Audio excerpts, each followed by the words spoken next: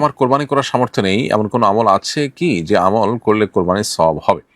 উত্তর হলো, কোরবানির দিন চুল, নখ, গোঁফ ইত্যাদি কাটলেন, আর জিলহজের চাঁদ উঠা থেকে নিয়ে এটা থেকে বিরত থাকলেন। চাঁদ ওঠার পর থেকে না কেটে কোরবানির করলো সবাই, তারপরে আপনি কাটলেন।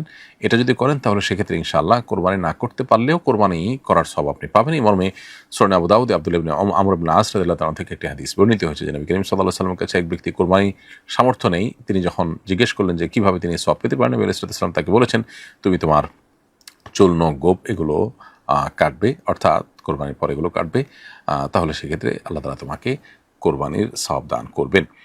তো এখান থেকে বোঝা যায় যে যিনি কোরবানি করার সামর্থ্য রাখেন না, তিনি যদি কোরবানির মাসের অর্থাৎ জিলহজ মাসের চাঁদ উদিত হওয়ার আগে চুল, নখ এবং গোঁফ ইত্যাদি কাটার পর এই 10 দিন বিরত থাকেন এবং কোরবানি করার পর এগুলো কাটেন, সবার কোরবানি শেষ হওয়ার পর এটা কাটেন বা কোরবানির আমল শেষ হওয়ার পর এটা কাটেন, তাহলে ইনশাআল্লাহ তিনি এই সওয়াব পেতে পারেন।